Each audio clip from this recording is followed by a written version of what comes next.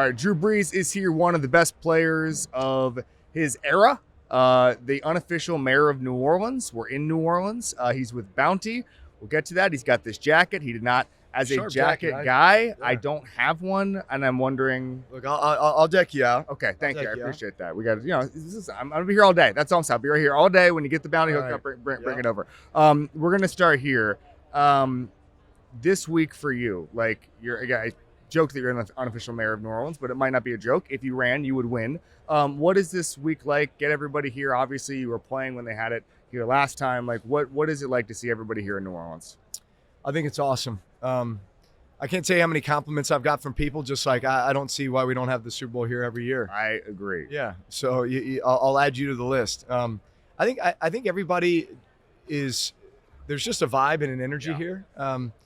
New Orleans is a city that knows how to host massive festivals and parties. We do Mardi Gras every year, which lasts for 2 weeks, and Jazz Fest, which lasts for 2 weeks. Yep. And I mean, you name it. I think this is what we really take pride in. I think we love playing host, love showing the rest of the world what we're all about, showing them our culture and our history and our charm.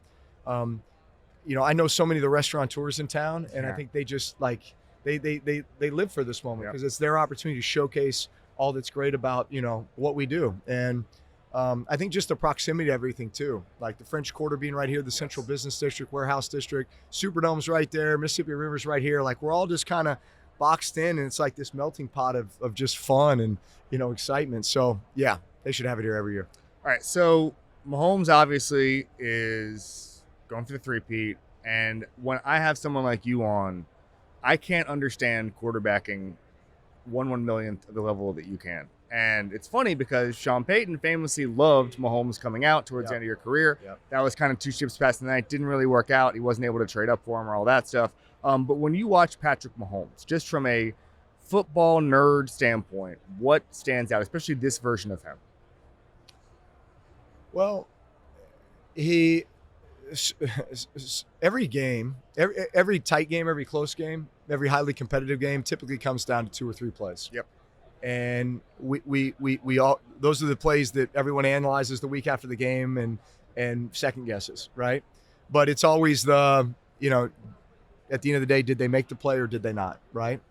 And for whatever reason, when it comes to the Chiefs, and look, yes, Mahomes, but man, the defense and I think just the DNA. Like they find ways to make those plays or prevent the other team from making those plays. And it's uncanny how many times they did that this year, because you wouldn't look at the Chiefs and say they're just a dominant team. They're not out there beating everybody by 2 and 3 touchdowns. They're winning a majority of these games by 1 possession. They're winning a majority of these games on the last possession of the game, where either their defense makes a stop and gives the ball back to Mahomes to go score, or something where there's just a miraculous. So, like, look, you have to give him a ton of credit, and I think what makes Mahomes unique, what I've grown to appreciate about him was, I think in the past I used to see him as kind of just a freelance player, like never really has his feet set, always just kind of like moving. Yes, finding completions, yes, making plays, but it just didn't look super rhythmic. I think the more that I've watched him, I've recognized that he just truly creates his own rhythm. And what I mean by that is, and I think there's just a level of brilliance to him that, like, for example, when he doesn't necessarily get his feet set or he takes more steps than I think he should, I'm watching what's happening maybe up front with the offensive line. And maybe it's like, hey, they're rushing the passer, they're getting a little penetration here on the right side consistently. And so he's taking a few more steps and he's leaning left, right, with it. So to the average eye, you're watching on film and you're like, you may not pick up on it. Or you may say, gosh, he kind of looks undisciplined with his footwork. But I look at him like, no, he just feels that penetration over here. And he knows this thing's going to take a little more time, so he's got to buy the time. Or he knows if he's going to escape, he's going to set it up so that he can escape up and under or under and out, right? And so I think there's a true brilliance to the way that he feels what's happening around him and then how he reacts accordingly and how he develops his own rhythm based on the timing of what's happening down the field. Is that? I mean, I love that breakdown. Is that? Is that just a quarterback with a total package? The vision to be able to do it, the patience to be able to do it, the athleticism to be just one step faster than the pass rush, and then put it all together? Is that just a way that your brain is wired from playing multiple sports growing up? Like, if you're kind of diagnosing why he's able to do that, where does that even start? Look, I think the kids who are multi-sport athletes and who are just kind of gym rats are more inclined to play the game that way and to develop those instincts. And so you look at Patrick Mahomes, his dad was a professional baseball player, so he grew up in the locker room. So he's just around ball all the time. He was obviously an exceptional baseball player, and I'm sure he played other sports as well, right? I know this, like I played football, basketball, baseball in high school. I played tennis, soccer, ran cross country, ran the mile. Yeah. So like you start combining all these sports, like lacrosse is a sport now I've fallen in love with, even though that wasn't really an option for me in growing up in Texas. But like my kids play it now. And like, so I watch these sports and I see how they complement one another. And so like the advice I always give to kids is don't specialize too soon. I know that's the pressure that club sports and everybody puts on you now. You shouldn't do that. Absolutely not. You should play as many sports as you can for as long as you can. There's a season for every sport. And I can promise you that all the sports that you play will contribute to your overall athleticism, your overall instincts, your overall ability to handle stress, handle competitive situations, know how to perform at a high level in those situations. So do it, but through multiple sports. And I think Patrick Mahomes is a perfect example of that. He told me one time his warm-up is just baseball long toss. Yeah. And you don't think like, okay, even something as simple as the warm-up can come from another sport. No, it can. Like he just wants to get his arm loose. He wants to do, the towel or whatever it is. But you can borrow just little tricks from other sports until you build. Put it this way. Have you heard of motion analysis testing? Yeah. They do this for golfers and all this other. So if you put the motion analysis, vest on and they put you on a computer, I've done this before, so I know it to be fact. You throw a football, you swing a golf club, you swing a baseball bat, you hit a tennis ball, right? Whatever it is, you put those on a screen together, the exact same movement from the perspective of what your hips and shoulders do together. Yeah.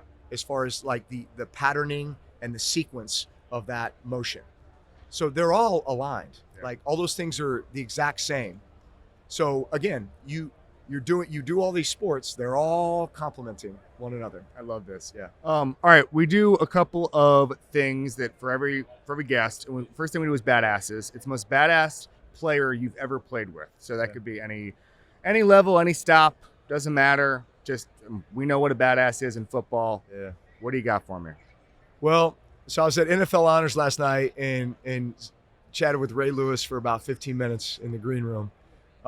Hadn't seen him in a while, man. It was great to catch up. Obviously played against him a bunch. I remember meeting him for the first time with Junior Seau back in 2003 in San Diego at one of Junior Seau's charity events. So first and foremost, two straight up badasses, Junior Seau and Ray Lewis. Yep. One I played with and one I played against. It just reminded me of just how like the greatness of those two guys. Like not just their productivity on the field, but like what incredible leaders they were and how they set the example. And two of the greatest of all time, truly. So those are the first two that came to mind. Man, I played with Rodney Harrison in San Diego. He was a badass. Man, I played against Luke Kuechly, who should absolutely be in the Hall of Fame. He's a badass. I mean, there's quite a few, but those are. I'll just throw out three linebackers right off the bat. Love that. Tell us what you're doing with Bounty. Yeah, so Rob Gronkowski has been the bounty man for the last 3 years, but he always needs a wingman. I think Julian Edelman was his wingman last year, but Super Bowl being in New Orleans, I get a call a couple months ago, and he's like, "Hey man, I need a wingman down in New Orleans." I've never been in New Orleans, which is surprising that Gronk's never hung out in New Orleans. He's like, "Hey man, would you like show me around, show me a good time?" I'm like, "That's kind of a dangerous proposition, Gronk, but you know what? I'm gonna go ahead and take you up on it. I'll be your wingman." So we've had a lot of fun cruising around Media Row today. Bottom line is this: you can't have football without wings. You can't have wings without bounty. So that's what we're here talking about. I got my bounty jacket on. I'm going to go ahead and get you one because I know you're a jacket guy. But yeah, this has been a fun campaign with bounty. And as you're getting together with friends and family, Super Bowl Sunday, and you're getting messy with all the cooking chili and making your spinach dips and your wings and all that other stuff. Just don't forget Bounty. Drew Brees, thanks so much, man. Yeah, man. You got it.